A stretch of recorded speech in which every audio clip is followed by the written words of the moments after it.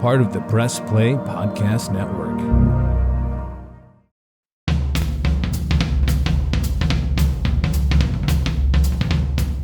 Hey everybody, and welcome back to Producing While Asian, and we're now in season 3, and we're going through Asian, Pacific American, Native Hawaiian History Month.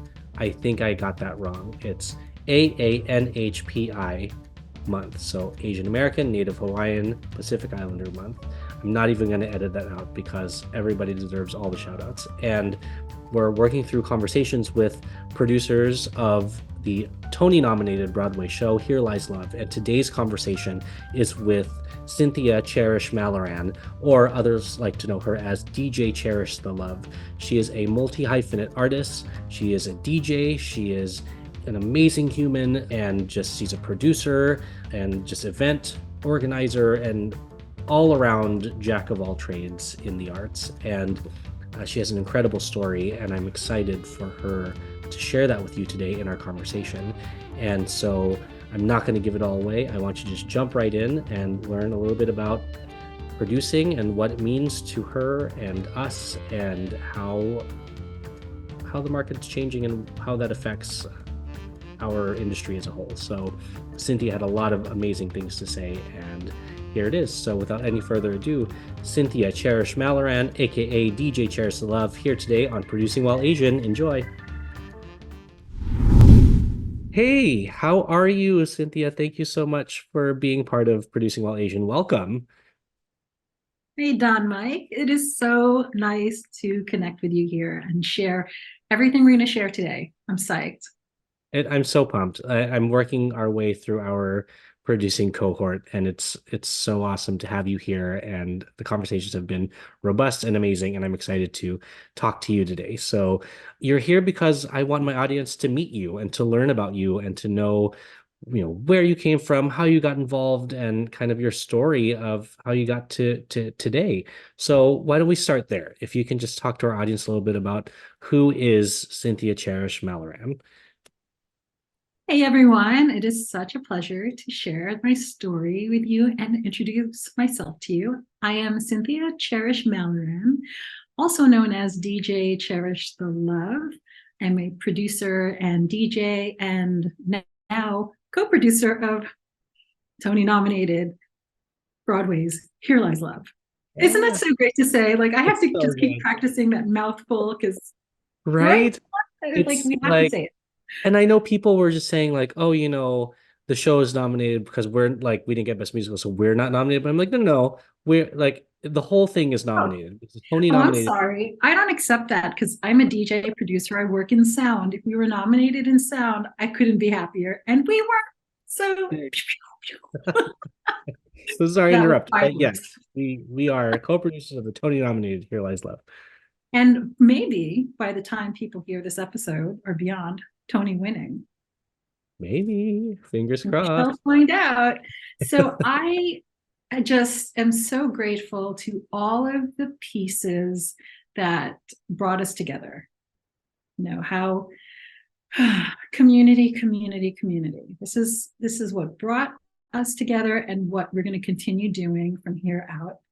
I keep saying with SIGE. So SIGE is our gathering, our monthly event gathering that we continued post Here Lies Love's closing to keep the community together and to keep those of us who wanted to keep working with, like super fans and fellow co-producers just active. It was heartbreaking to close, but I kept telling folks, maybe this is the beginning of the next part. And it is. Yeah. So I keep pushing the idea that this is not over. This is just the beginning. Just the beginning. And if I think back to the beginning, which is about, for me, this time last year, I got the first phone call about jumping on board. So the interesting thing is, maybe about 10, 11 years ago, I guess it was, I was invited to see Here Lies Love at the Public. So I live in New York, and bi-coastal work-wise, but I'm based out of New York. And when I was invited, I was like, hell no. I'm going to go see the show. About what? About who? I was like, do not involve me in this. I don't want to see that. I'm not spending a dime on a ticket on such a topic. I grew up in the States. My parents definitely were hurting about what was happening in the Philippines in the early 80s. Mm-hmm. They would shield us from it, but whatever would come through on TV once in a while, like Koreakino and things like that, I could tell there was something hard and big and painful going on. But I never got to know, more of the story. I just knew the narrative of what was happening and how our people were hurting for decades. So when I hear there's a musical entertainment on the topic of these two people, I was like, oh no. Oh no. So this time last year, I get a call from our wonderful Giselle, our community liaison, friend to us all, Giselle Tongi is how it's really pronounced. But she tells me about this show coming to Broadway, and I was thinking in my head, this is a lie. Like that show? Still that show? Oh my God, no, I want nothing to do with this. Then she tells me more about it and who's involved. She mentions Clint Ramos. She mentions Jose Antonio Vargas. She's just telling me what they're building.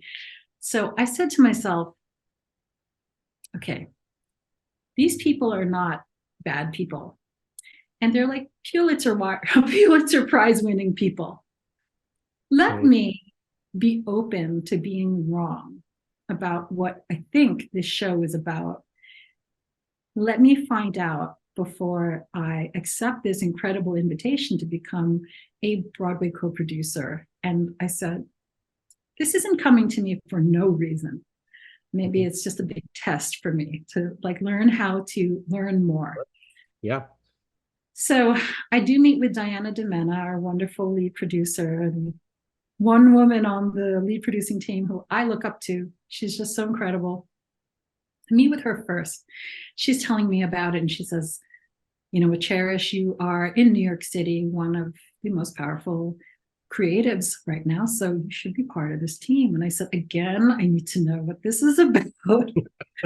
So I get to go with Giselle on opening night of previews. And by the end of it, of course, I am in tears. Yeah. I am feeling my arm go like this, I'm not even controlling my arm, making Laban, going up into the air and tears flowing down my face and watching this all unfold. And when it was over, I get chills right now because that feeling of that's what this is about. Mm-hmm. It overwhelmed me. And I said, this needs to be out there. We need to tell this story. And I went home and filled out all the legal paperwork we had to do. Yep. Of course. I am on board 100%. Amazing. And that's how I got here. And then I met you and Rob Lackey and everybody else on this incredible Here Lies Love co-producing and production team. Just gems. Everyone coming from a different corner of the world and an experience of creativity and producing. And here we are, and we did it. We didn't close, we completed. Yes, that's a great way of putting it. It's like, I loved what you said when we closed, which was we just reached the top of a mountain. Yeah. And there's the journey's not done though yet. It's like we've reached the top of this mountain and let's look forward to what's coming, And because there's so much. Thank you so much for reading that post. Mm-hmm. The folks who read that post, of course I had feelings and emotions and felt all the things. I felt are we not good enough? How are we closing? Why don't people like us? All this stuff. Mm-hmm. But then I blinked really hard. I was like, what am I also missing here? Because for every bad feeling I've ever had, there was also another viewpoint that I could see. And not in a way that I was like, let me gaslight myself into joy or in toxic positivity, but just like, let's see what else is also happening. Mm-hmm. And I realized in that week before I posted about the mountaintop that like, actually, we're not crashing in a plane that's like downward. We were climbing this mountaintop the whole time. And on closing evening, which was what a night, right? We were at the top of the mountain and we had this point of view that was exquisite and that we all had and shared. So I was like, what a place to be. And I started to see closing as a completion. And then I became very much at peace with it. I said, nice. This was it. Everything has a cycle, right? Mm-hmm. And having gotten very close with people who work with many Broadway shows since then, yet another gift of this experience, I learned that every show has to close. Yeah, it's true. Just part of the nature of the incredible creative beast. So I said, damn, we did it. So now what do we do next? We do things like this and we continue the community. We talk about producing. Oh, I love it. I love it. Yeah. I'm drooling. I love it. But it's like what, not to sound like Thelma and Louise, but it's like you get to the top of the mountain and this precipice. And what do you do in this case? We jumped, and we're landing in all of these new projects and these new places and partnerships and opportunities. And, like I said in my interview with Georgina, it's just like, I wouldn't have 90% of what I'm doing right now if it wasn't for our experience together. Incredible. And we're all still collaborating. There's still other things. Sige is around, which is like so much credit to you for getting a team together and making that happen. And other cross points for our team to come back together and collaborate. So I think the real winning here was we got this community out of it. A community of what Georgina described as onlys who finally got to be in a room together and realized that we could all work together. And that's so beautiful. See, mm-hmm. You're East Coast, Georgina's East Coast, I'm East Coast. We have not met each other. Right. That says to me so much. You know what I mean? West mm-hmm. Coast folks are different. Like what the West Coast Filipino experience versus the East Coast Filipino experience is so much more community on the West Coast side. And we just haven't had that on the East Coast for whatever 10, 20 reasons. But here we are, and we can join forces, and we're all so powerful in all the things that we do and accomplish and stuff. So what do you want next is what I keep asking myself. Yeah, totally. And the thing is, like, we can have the world. Like, we can have whatever we want. Like, as working together is great. And I think to your point, I think the East Coast experience is different because it's more, at least this is my thought, it was more about, like, in our Filipino communities on the East Coast, it's more about almost survival, where it's like we're in a community and a portion of the country that's so much the majority that doesn't look like us. So we're just like, not forced, but we find each other and we stick in these small groups within our state, within our country, or our neighborhoods, our counties, whatever. On the West Coast, there's so many brown people and so many Filipino people, especially like it's the largest Filipino community outside of Manila in the world. So like it's so much easier to find that community on the West Coast because like you're going to like, 10 cotillions a year and like, 8 debuts and like all this, like it's all there. So I think that's probably, partially part of it, but I love that this experience was able to bring the coasts together. And so the West Coast folks were able to bring that sense of community to the East Coast. And we were able to say, like, here's what we've done on the East Coast to really keep Filipino culture alive in the scarcity of it in these communities. And so that's been really great. So I mean, it all boils down to community and our cohort together. What's up, everyone? Chase Smith here, host of the Chase Smith podcast, and my podcast reflects who I am. My hobbies, my interests, my passions, my curiosities, my careers, my questions, and my family. I'll spend time talking about all types of sports, movies, TV shows, trending news stories, and other cultural events, and even faith. This is who I am, and I hope I can get to know you as well. Join me on the Chase Smith podcast and let's have some thought-provoking conversations only on the Press Play Podcast Network. Hello, Brooks here with the Books with Brooks monthly book club podcast. Listen, it is beyond time for you to join a book club. I know you've been thinking about it and everyone's doing it. Here's how Books with Brooks works. We read one book a month and then we talk about it.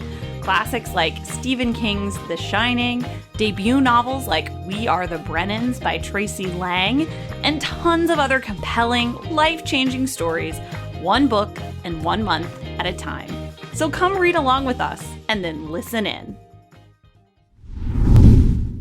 So I know you haven't always been a producer, but do you feel like you've been producing, like, what after this experience, do you feel like you look back and you're like, oh, wow, like I have been producing forever. I just didn't know it was called that, in terms of your career, especially as a DJ, Absolutely. I mean, I have been organizing events for a decade, but never thought of myself as a producer and would, well, not in the show sense. As far as music producing, that's a different story, but a show producer, event producer, I didn't realize that what I was doing was that.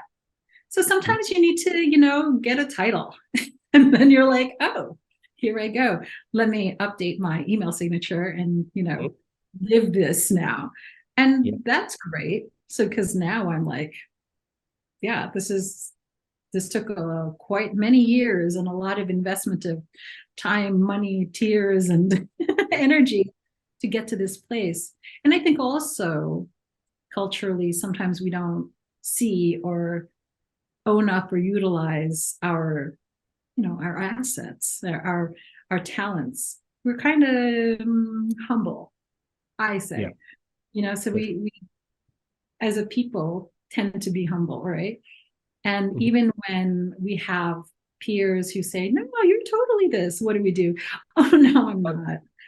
oh, deflect. Mm-hmm. I'm too old for this now. It's like we have to step in it. And at our age, we are what I like to call the young elders. So we have to inspire those who are younger than us to express and create and produce what's in their minds and their hearts. Like, do you remember a time when you had lots of things on your mind and you wanted to create, but somehow you just stopped?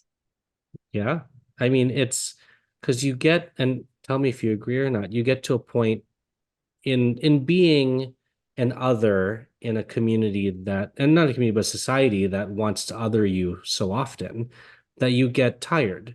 You get tired and you're like, well, I'm just going to autopilot and I'm just going to stop trying to invent and innovate and in our case, create, because it's just easier to go and audition for the show and play the bit role and just do that. Or it's easier to just DJ this kind of a corporate event and make that money and just live out my life, but it's like, in all of it, if we have one life, if we have just one, and you take that point of view, 40 years goes by and you can't go back. And I mean, that's why I'm here, and I feel like it's something similar for you, where it's like, for me, I saw myself in year 2 of a very cubicle-y, office-y kind of job. And I'll do it at the same Christmas party for the second year in a row.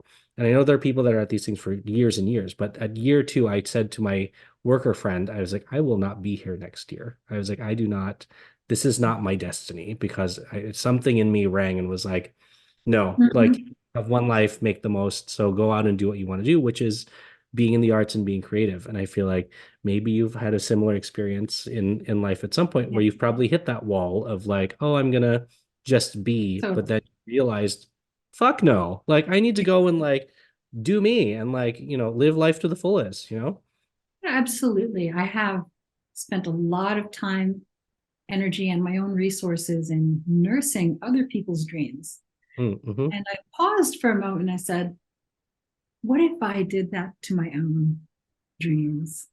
What if I supported my own visions as much as support other people, as much as I support other people's visions? Now, I'm not going to lie, that wasn't an instant hell yeah green light, because we're just fed all kinds of not good enough, not good enough. And we have to learn how to shake that. And all of that stuff, the kind of the invisible glass ceiling we put on ourselves isn't our fault. It comes from culture, it comes from trauma, it comes from all kinds of stuff. It comes from immigrant mentality and scarcity and whiteness versus brownness. There's so many reasons, but my heart kept wanting to not keep making other people's dreams come true. I was like, that's great too, but how about me? That took, a solid 25 years of working for other people to start really thinking I had self-worth too in the game of creating. Mm-hmm. I don't think people nowadays, especially now that it's so global and you can access anything via the internet, we didn't have that really, that there shouldn't be anything holding people back at this stage. And I love that. I love that. Like, what are we going to create next? It just feels like it's possible. Versus maybe 10 years ago felt like, oh, barriers and always money. Right. And geography, like, before there really was this globalization of the world, you kind of stayed in your country, or you stayed in your state or your region or whichever, or whatever was accessible to you. There was no really dreaming beyond that, unless you were somebody that had like unlimited resources to like do all these things, So it really was kind of gate kept by the people that could. But I think let's look at this though. This is an interesting thing I realized recently, that even if you have unlimited resources, it doesn't mean your spirit is healthy and happy enough to actually actualize. That's true. And there are people who don't have the resources and have the drive to somehow make it work. Mm-hmm. So I want to study that. I want to figure out what is that drive that makes someone go from an idea in here or in here to presenting it to the people. Mm-hmm. I want to know what that formula is. I want to bottle it. I want to drink it every day. I want to share it with you. Yeah, I mean, it is a worthwhile question, because it's like, what motivates people? And there are different things, obviously. Like, to some degree it's money, to some degree it's reputation, to some degree it's material things, but in other cases, like us, it's the community factor. Like, we I think what motivated us throughout Here Lies Love was creating that community, not just for ourselves, but for our fellow Filipinos, but then our fellow AA and HPI people, to know that you can do this too. And also that while we did have a historic number of Filipinos in our cohort, we also had other Asian people on our team who were part of it too. So we really, promoted the intercultural producing as well, and intercultural relationships. And it all really kind of came together in that sense. So yeah, I think it's... Here's my question that we can think about and try to unpack. What makes a producer produce? Right. I feel it's different for every person, right? It's like, because there's also no one definition of a producer. Right. Like, a producer can be many things in different fields, because, as you know, if you're a producer in the music industry, it's very different than if you're a producer in Broadway or a producer in film, because just the culture is different and your job is different, and kind of the ways you organize and create.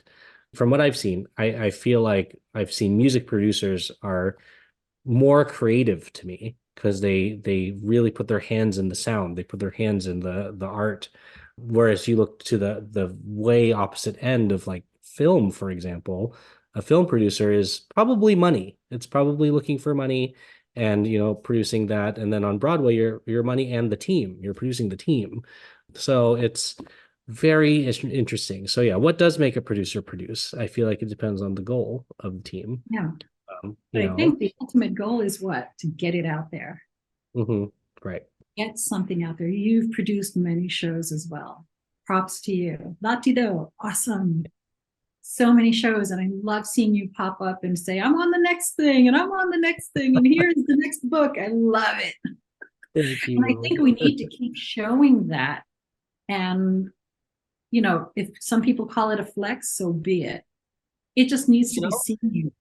I feel like as long as you're being humble and flexing, that's fine. Like a humble flex, I'm all about it. It's when you're like not humble about flexing that when people are like, "Oh, get out of here." But if you're genuine about what you're talking about and what you're promoting almost, because like unfortunately, that's what we have to do in the arts. We're hustling every day. We're Every hustling, day. telling people what we're doing. We're out there being like, "Look what I can do. Like, here are my skill sets. Here's what I have."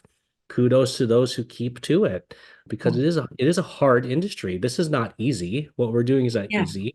Like if it was easy, everybody would do what we do. And Right. like I know Exactly. people say that in all careers, but it takes a certain person, just like it takes a certain person to be a doctor, it takes a certain person to be a Yeah, producer, for sure. because personality types as well.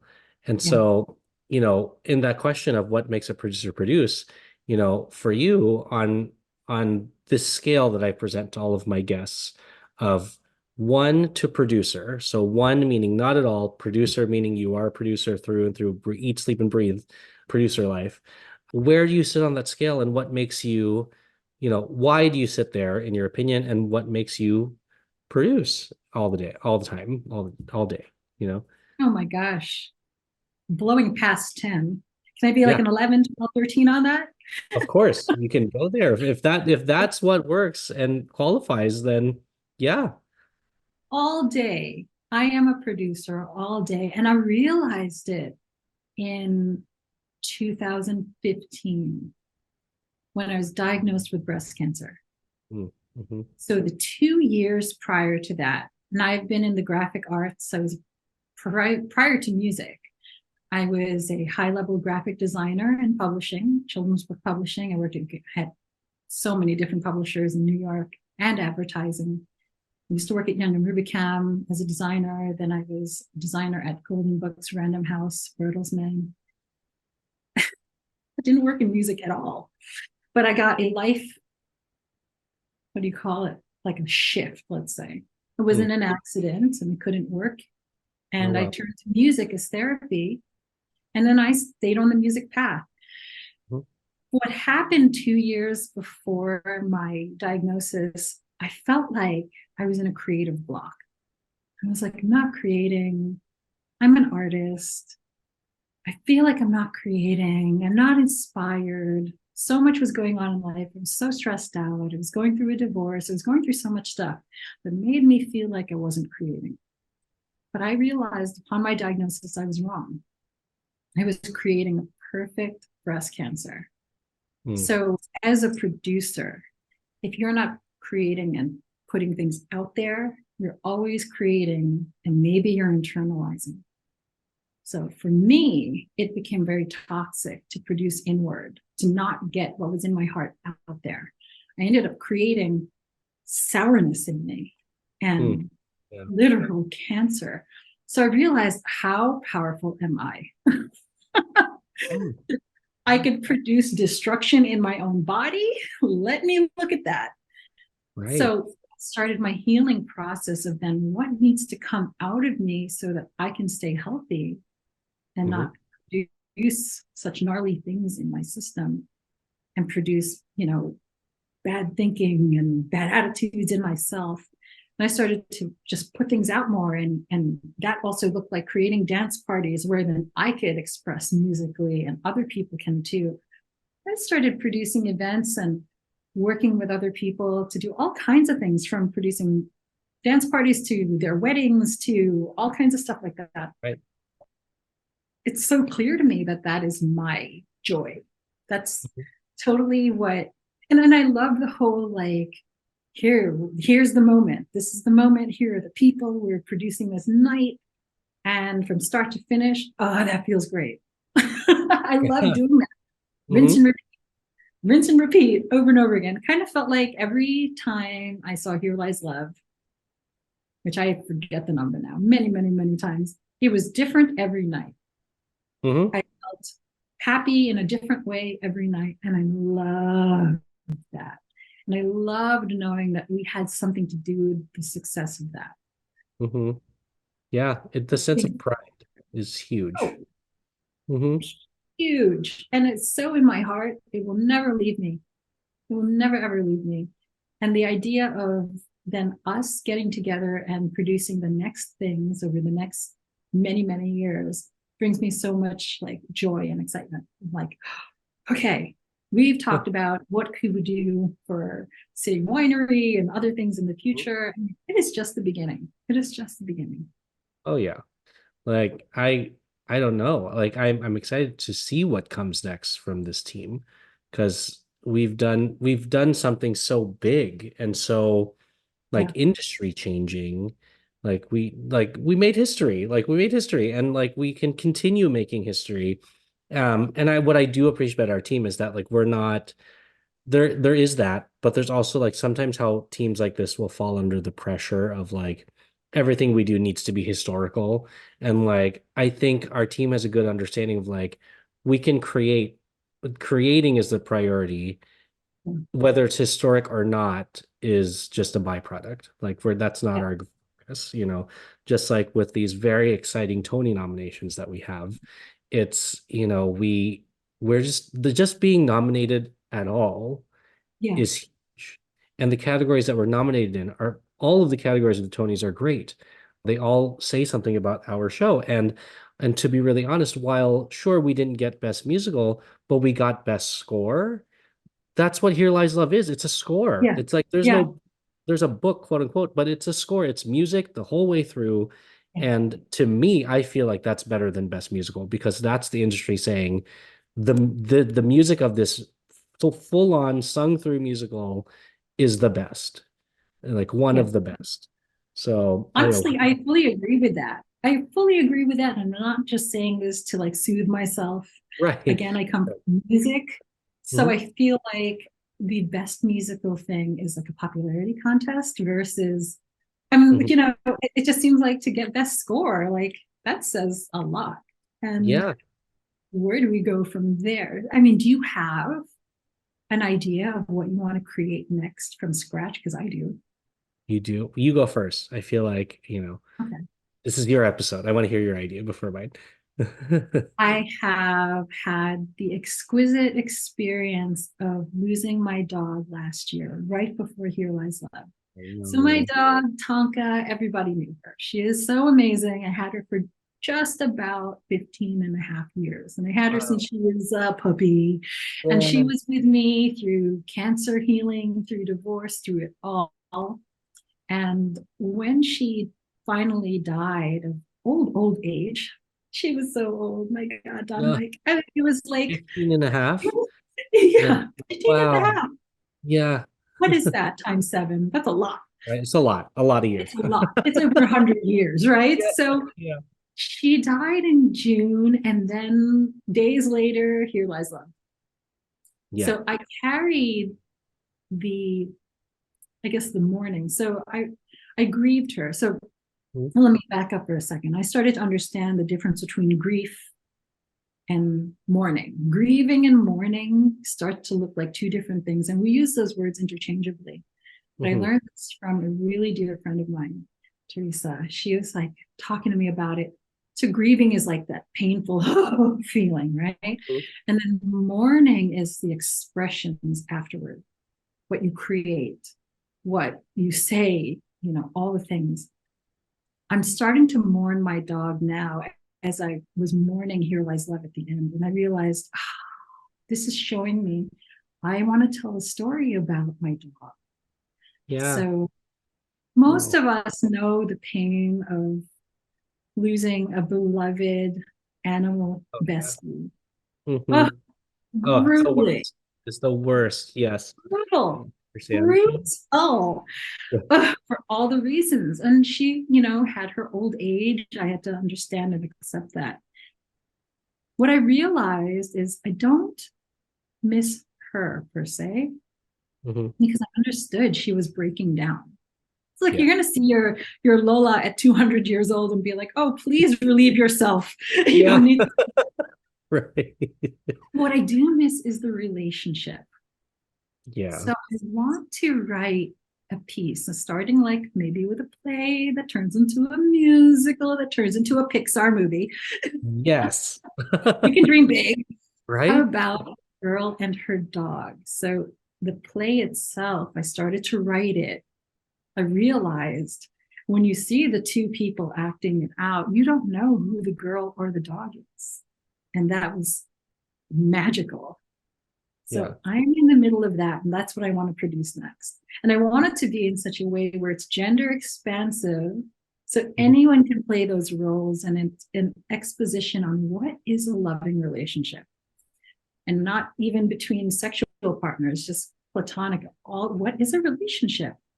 I Mhm. thought about that relationship I had with my dog, and I realized in my lifetime, she's up there in like one of the top 3 most prominent, meaningful, important relationships of my life. A Mhm. lot of people can relate to this, and I said, we need to talk about this because yes, it was sad to lose her, but wow, was it amazing to have her. Yeah. Right. And it's who can't relate to a pet relationship, It's I want to say that's a majority of people in this world. And whatever your pet, whether it's a dog or an iguana or a fish or like whatever, like, it's like your non-person person Yeah, that's there for you.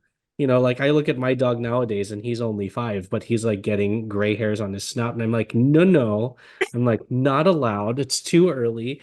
But of course, like we have accepted that day's coming. So it's universal. I love that idea. That's fire. I love that. First of all, that you have a dog that's starting to get, sugar Yeah. fur. Let's call it Yeah, that. sure. I So love think about what I'm saying then, in regards to the story of relationship, and Mhm. what kind of stories are shareable in this way. So think about whenever I would hold my dog on a leash, I was holding her hand. Yep. Yep. And I And was like, he leads me where he wants to oh, go. As much as I see? like to think I'm walking him, like he's Yeah, like, he's walking in. yeah, he's like, Dad, we're going through this door. It's all that, and yeah, absolutely. So I'm excited So to see. that's my prediction, my producing project. The Yeah, future Pixar film. for a future Pixar film, right? We're gonna push the up dog out of the way, and it's gonna be Yeah, Tonka. Like Tonka will be the new Pixar dog. it'll just be Tonka. Right? And I love that name, Tonka, like Oh, for a pup. It's so cute. she came Where with did it. that I name was like, come from? so her name, I mean, she was Tonka puppy number 9 when I got her at the rescue. So Okay. the funny thing is, I saw her in an ad on Pet Finder. I'm big on rescue dogs. If I could get a rescue dog, it's going to be a rescue dog. I Mhm. saw her and I was like, oh my God, she's mine. I love this pup. She was this tiny little black dog. And I have such a thing for the black pets because they say there's like people don't adopt black animals as much as they do white animals. And oh, Oh, I thought it was oh just yeah, black cats. I thought it was just black cats, but oh, dogs too, all of it. So I contacted the shelter and I said, I want this dog. And I said, sorry, Tonka's gone. She was adopted. And I was like, oh, okay, not meant to be. Two yeah, days later, they call me and say that it fell through. I said, she's mine. yeah, And then I went to go get her. And it was really like, if you talk yeah. universe talk, it Hmm. was like she was delivered to me. And it was amazing. She was Yeah, there for me, Don Mike, for all the hardest things. So I yeah. want to honor that. I want to honor her in a piece of Mhm. playwriting. Yeah, and she'll live on forever when you do that. So it's Yes. like, I don't want to make you start crying, but like she will be around for all Yeah. the time because of that. Generations will appreciate Tonka, and Yeah. Yeah. she'll help so many more beyond you, which is very cool. Yeah. Um, That's the magic of producing because you can take a slice of life, as difficult and painful as it could be, and then show the world, me too. Also, we also know this. We know this pain. And then everyone's just sitting there being like, my dog, fill in the blank name, my yeah. cat. And that's Mhm. what I want. I want to see people holding their chest and being like, oh my God, I miss my pup. Yeah. I miss my iguana. Yeah. All the I feel things. like I could see like, my producer brain is turning on. It's like I can see like partnership events where it's like movies outside where you bring your dog or your cat and watch Oh, I love it. See, see producer this brain. show. right? It all comes together when, you think about it. But that's great. That's beautiful. I love that. Yeah. Working Um, on. What about yeah, you? like I feel like, one thing that I've fallen into is the idea of accessibility. Mm, And after going through this Broadway turn, we've seen just how inaccessible Broadway is when art is supposed to be an accessible thing for right, all. right, right, The main gatekeeper being money, right. and it's financially how much it costs. And through Here Lies Love, I met so many incredible producers, but also so many incredible artists who have so Right. much to offer beyond just being hired to do a show. And so what I'm currently trying to create a kind of, I've always been thinking like, what is my life and purpose after Latido? Latido is fantastic. It basically runs itself, which is fantastic. And I have a wonderful staff. And, my co-founder, a few years ago, he stepped back and became more advisory because he had other opportunities come along. And so I'm feeling like my time is arriving and it's time to let the child become a teenager essentially because Latido is 12 years old. So like, Oh, to congrats. thank you. To let Latido become a teenager and honestly let somebody who is part of the community step up and see where they can bring the brand. And so for me, connecting with these artists through our show and afterwards, a lot of them, like I said, have other talents. And I think there's the main talent of like people that are musical theater singers or just musicians and artists, creating shows around them that kind of bring the community together, making those accessible for people to attend and enjoy, and bringing these names to communities that might not see them on a regular basis. For example, a fairly recent friend, Vincent Rodriguez III, I Yes. brought him to Pittsburgh. Nobody knows, no, not that nobody knows it, but nobody's seen him in Pittsburgh. And when we brought him here, the community was like, oh my God, he's coming to Pittsburgh? Like, what? Wow. And so it's like finding those opportunities for him in terms of my goal of producing more accessible art. And I think beyond that, in terms of what other things people can offer, Vinny has more talent beyond just being a musical theater actor. He does martial arts, he does improv, he does magic, he does like all these things that Wow. it's like, well, how can we bring that to everybody here? And also like he's become a teaching artist because he wants to offer that part of himself out to people. So while there's producing shows, there's also linking that with education and saying like Hmm. have this artist who is around that can teach workshops or lead workshops and classes and making that accessible. So it's like the barrier in Pittsburgh, where I'm based, is that you either have to go to one of the major universities like Carnegie Mellon University or Point Park University that house all the arts classes, or you have to be cast in one of the big regional theaters here like Pittsburgh CLO, or you must go through their musical theater academy to get access to people like Vinny. There's no place in the world here, at least in this market, where it's like, oh, Vincent Rodriguez is in town, he's offering a class, you're free to or you're free to register to take this class if you want. Like where there's no barrier beyond the fact that he's here. There is a registration fee, obviously, because Vinny's an artist and needs to make money as well.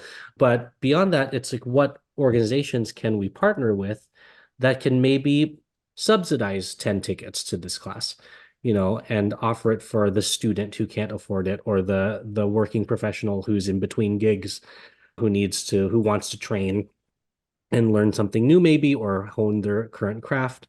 And so Vinny and I are going down this like experimental path of what does it look like to work with him as his producer to produce these Wow. education show weeks of like in Pittsburgh it was 3 days. It was a rehearsal one day, show the next, a day of workshops the next day. What are the different combinations of that? So we're looking forward to what's next in June, bringing him to Washington, D.C. during a Pride Week. Like, is there a world where he connects with Capital Pride during AAPI Pride Night that week and then does a workshop and then ends with a show in a partnership with Metro Stage, which is a smaller organization, the arts organization in DC? What does that revenue stream look like to not only benefit him, but benefit all the people involved? whether that's financially or artistically.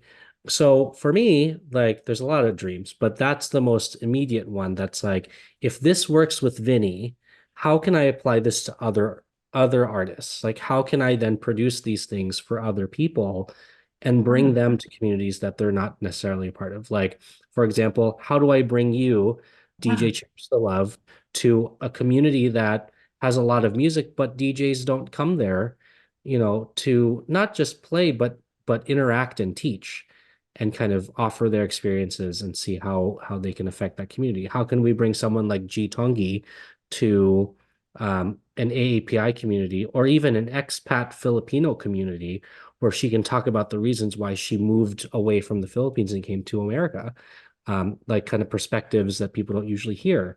So and in the same vein of like, it's a registration thing, but what organizations can we partner with that can subsidize participation for people that can't? And who knows, maybe Jitanji does a show, like maybe she sings again, and we see, what that comes of it. So that's where I feel I'm headed. And I think that transition where I'm in right now as a producer is like, I can let one of my team members step into the executive producer chair, and then because of Here Lies Love and our cohort, leverage those connections that I've made organically to then make this whole new series of things that benefit everybody involved, the community, participants, the artists, the producing company, and just all in the vein of building community, of course, at the end of the day. So, and accessibility. So that's my next dream, and that involves everybody. That's an easy connect to everybody on our team. I love how your brain works. Thank you. Because future me, aka intuition, is telling me, Girl and Her Dog, Latido Productions, let's try it in a few cities. Yeah, so exactly. Let me keep writing, and then let's test a 45-minute thing and see what that's like. And everyone can bring their dogs or cats. Exactly. Everyone can bring their dogs, and like the network that Latido that we've built over the last 12 years, Latido has resident cities. So there is a thing, the biggest dream I've always had is for an artist to do what's called a Latido tour. They like go to our major cities and we do the same show, but in LA, in Vegas, in Chicago, in DC, in Pittsburgh, in New York, and then that, like what you're saying, it'll allow you to get feedback from 6 different markets and see what people have to say about it. It's kind of like a souped up 29-hour reading, except all across the nation. So I love that. Okay, audience who's listening, you're witnessing producing live. right. And we are Asian and we're producing. And it's producing while Asian and producing live in the moment right now. Right. It's like when you go to art shows and there's like live art. Like that's like what we're doing right now. And we're giving it to you all for free. That's where we are. I mean, this is so beautiful. And the synergy of this is such a thing that I have yearned for. I've been freelancing and independent since 1999. So for years and years and years, freelancing was a luxury. It meant I can do work anywhere, anyhow, at any time, with anyone I like. Nowadays, freelancing is not a luxury. It's how you survive, because there aren't steady opportunities anymore. So that said, we have trained ourselves to be like that tough-skinned creative. And I love having that, because I know work here, work there, work with this person, figure it out, and create something. So I love that we're doing this. I love that we're doing this while Asian. I love that we're doing this while Filipino. I mean, you know what? Actually, let me ask you a question, because the title I got, Producing While Asian, what does that mean for all of us? What did it mean for you? Yeah, I think it means breaking barriers. It's like you're producing, yes, but like producing as someone who looks like me is radical, it's innovative, it's different, and it's game changing, because we bring in a different perspective and a different culture into something that's seemingly so set in its ways. And, like our friend Georgina, we're disruptors just by existing in the space. We didn't have to say anything. Just being in the space is disruptive enough because Yeah. they're like, well, what's this person going to do? Yeah. What's that person going to bring to the page? And I actually witnessed that. And it doesn't even have to be like a people of color in comparison to a person who is white situation. Mhm. I witnessed that this week in our own home country in the Philippines. It's like Phil-Am next to Filipino. Like I came into this market with this radical Latino thing that no one's ever seen before, and bringing in cast members of the touring Miss Saigon and Yeah. American co-producers and all of that. And people were coming up to me and they were like, who are you? Like, where did you come from? Like, what is this? We want Wow. to see more of this thing you brought because it did exactly that. It disrupted the norm. It's not what people are seeing. So I feel like a thing that this show, what I love about the show is that we also show the different meanings of producing. So, Yeah. we're disrupting, we're doing that. And so yeah, it's like producing while Asian for me means that. It means, coming in and being that, just physically being that different perspective without even saying anything at first. And just knowing that I already bring something different, which you do as I well. love that. I love that so much. Producing while Asian for me means being myself. Hmm.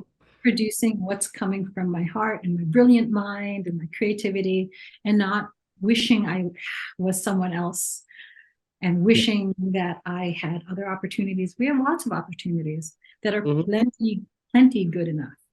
Totally.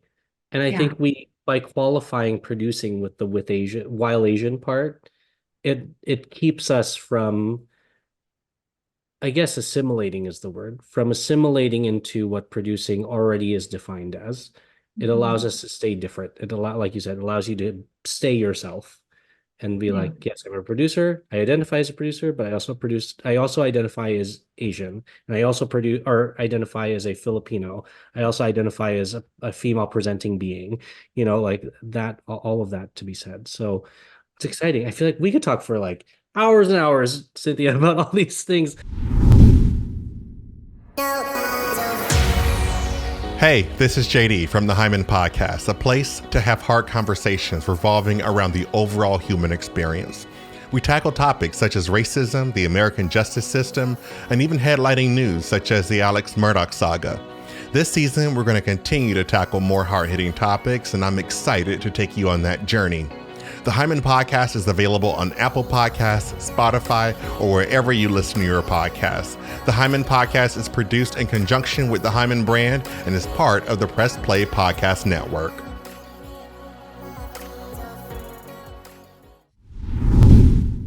I want to make sure that I get the more out of you before our time is up.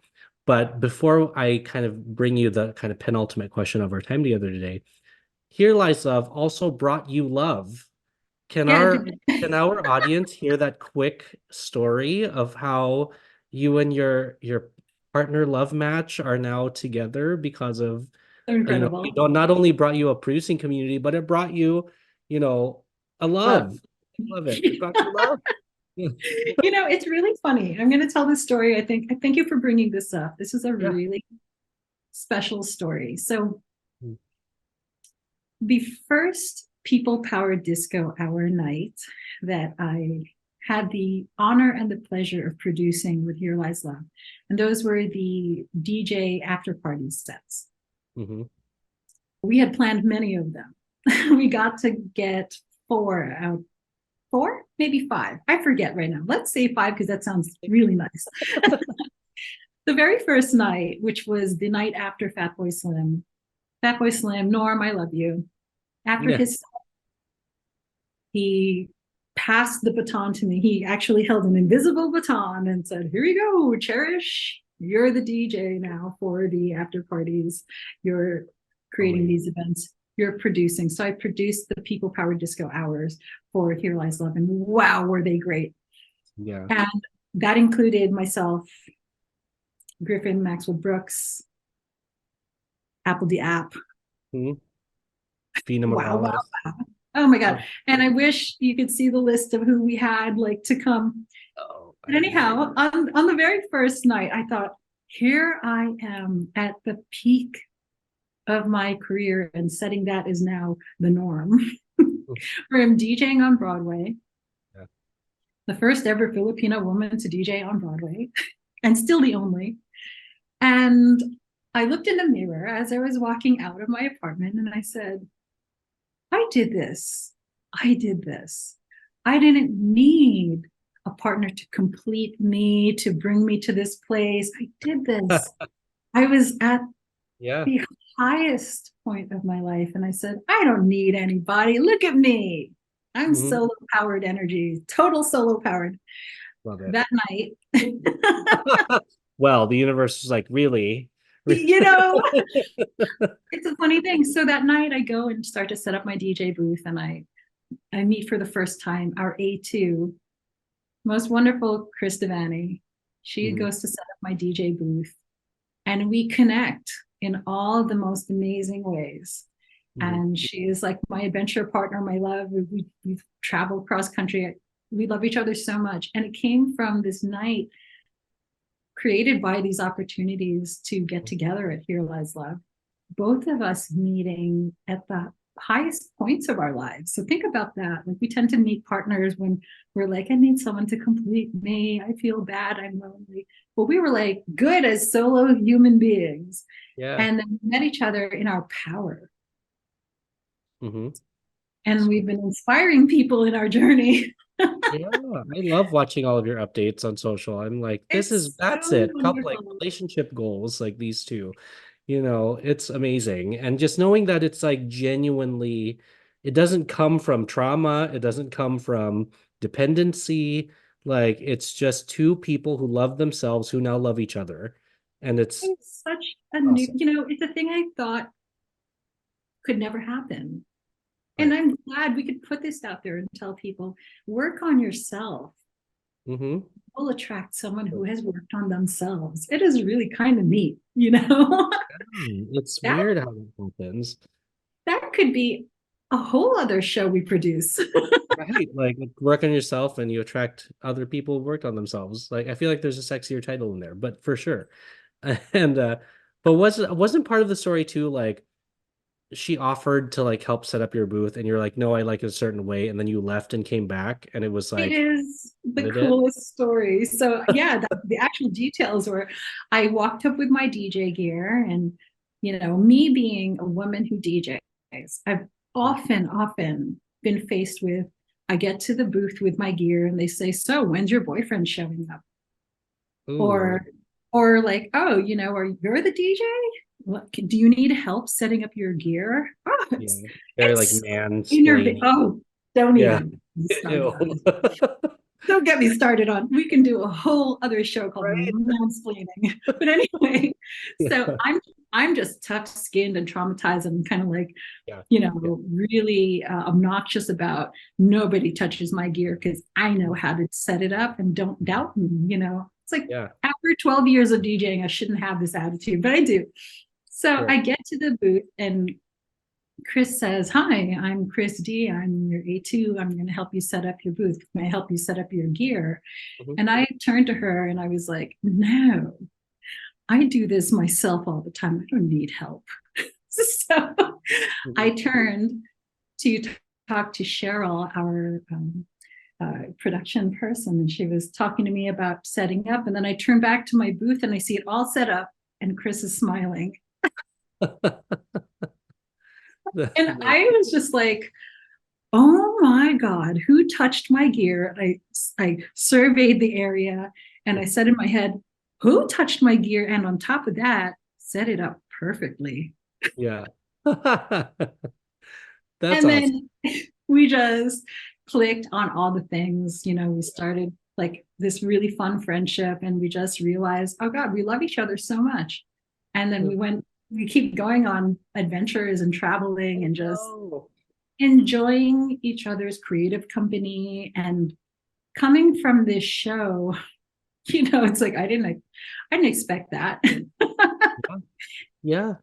I love it. Like the show created, or actually the show attracted people to us that were meant to be our kind of next ventures almost. And venture in whatever sense of the word, whether it be love, whether it be work, whether it be both of those things, or friendship.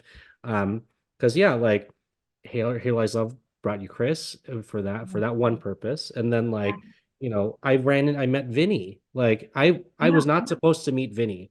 Like the way that happened was like we had that concert that we did in October to raise money for Maui, and Vina was the headliner. But then we Love had you, some Dina. Love you, Vina. Like we had some folks who couldn't do it anymore and they dropped out. And so Laura said, let's open it up to alumni, which we wanted to. And then she And said, love you, Laura. yes, like, and speaking of alumni, she said Vincent Rodriguez III is in town. And I was like, who is that? And she was like, it's Josh Chan from Crazy Ex-Girlfriend. And I was like, shut the front door. And so Wow. randomly reached out to his manager, and Vinny was like, I'm in town, like let's do it. Like I'm, Here Lies Love family of forever. Because he was the DJ off Broadway, or one of the people that covered the DJ off Broadway. And like he came into this concert and we became fast friends. And now here we are working on these projects together. And it's like, everybody has their version of that Here Lies Love populated into our lives.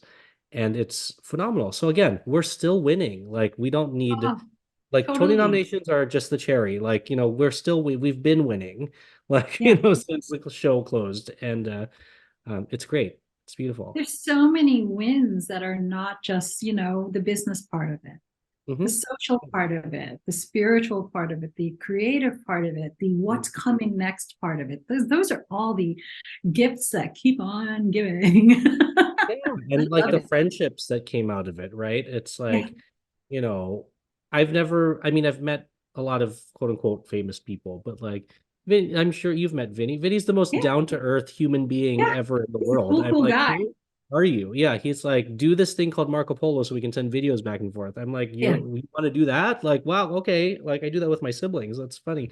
And so it's I you love know, that. but it's great. And again, we have other things to talk about after the show. But the last thing I would love to close our conversation with is two things. One is, where can people find you if they want to connect and collaborate and work with you, or just get to know you? And then the second part of that is, what would you like to say to anybody that's listening who may be in a space of, I want to do what you guys are doing, or maybe even in a downtrodden place of like, words that, how can you give them a little bit of hope to look forward to, in the future, and from your experiences, because like you've, to the uneducated ear, because we're on a podcast, you've hit the darkest of dark and you found the light, Yeah. Oh, yeah. and so like, what can you confer upon them? So how can people find you, and then your parting words for this episode? Thank you, Don Mike, for having me. I course. mean, and to be able to share and to see me and I see you, for us to see each other is a really beautiful thing. Folks can find me on Instagram mainly. I have not dived into the TikTok, and I'm really trying not to. We're too old for that. We're too old for TikTok. Like, if I'm going to go into TikTok, I'm going to hire an intern. Like, my intern can do my TikTok. I'm resisting. But anyway, if not the TikTok, then you can find me on the Instagram at DJ Cherish the Love, LUV, not LOVE. I think that's someone else. But DJ Cherish the Love on Instagram, and DM me. I always answer DMs. I think it's fun. And to those who, I feel like everybody is creative. And I was just telling Giselle this earlier. I really think that Filipinos are extremely special. Whether you're Filipino or not, I think everybody is innately creative. I think Filipinos, especially, are super gender expansive, and yeah, we're magical. Yeah.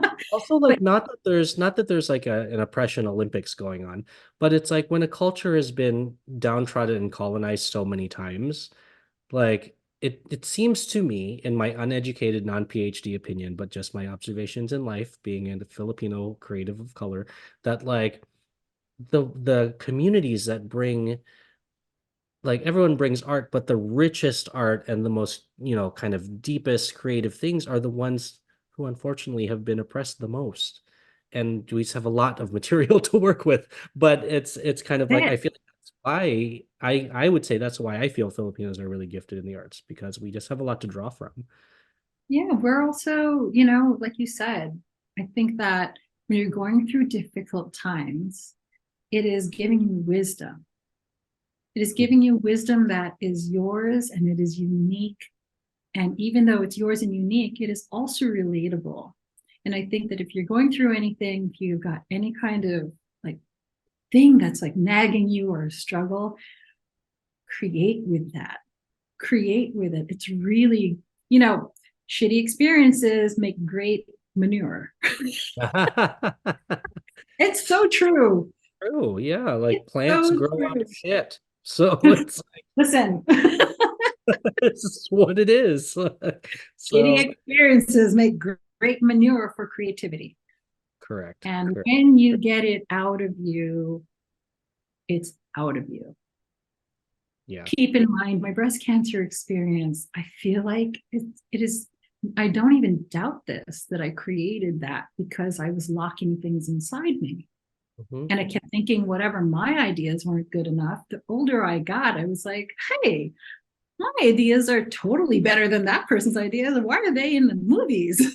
Yeah. It's that, that the comparison thing of like, you don't want to put other people down, because we're not trying to be like crab mentality here, but Of course not. it's also like, if you can do that, so can I. Like, not even about being better, I can do it too. And I can do it too. Yeah. And in fact, listen to that part of you that says, I should do this. Yeah. I better do this. And then I need to do this. Mm-hmm. Listen to that. It's that whole idea, like we all the way back to earlier in our conversation, you have one life. If you have one life, make the most of it. And if your gut, that's what I'm working on, is listening to my gut. Yeah. And because it's hard to listen to your gut, because you're like, there's so much self-doubt sometimes and so much imposter syndrome that you're like, I don't know. And you know what? You think like people don't want to hear it. I'm gonna say I want to hear it. Do you want to hear it, Don Mike? Of course. That's why I'm here. That's why I'm talking to you and talking to all of our colleagues, because I want to hear it. I want to hear, what is it that you want to be and are capable of? We want to hear it. We want to hear it. Yep. And to the person listening, we're here to help you make it happen, or help you make it happen, make you understand that you can do it too. You don't have to ask somebody for the permission to do and be. So, but this was awesome. I'm so glad you could come on the show, DJ CherishTheLuv, Cynthia. Thank you. It's weird for me. I can't call you Cynthia. That's weird. Like, I'm going to tell you something. It's really special, Don Mike, because you are onto something when you call me Cynthia, because people know me through creativity and working and stuff. You know me as DJ CherishTheLuv or Cherish. But once people start to click and bond with me and love me, and I love them back, they start calling me Cynthia. It's awesome. It's, names are a powerful thing, and that's a whole nother episode for another day. Yeah. But I'm so glad you could be here, and this is definitely not the last time you'll be here. So just know, this is the point to you and many other conversations in the future. So thank you so much for being with us today, and I hope you get lots of people looking to communicate with you. So great. Thank you. Thanks for listening to today's episode of the Producing While Asian podcast. Our theme song was created by Luckstock. We're produced by Press Play Podcasts, and the show is edited by Michael Santos Sandoval. If you have a moment, please leave a rating and a review, and send any ideas you have to producingwhileasian@gmail.com. To follow us, stay updated, or to read our blog, visit www.producingwhileasian.com.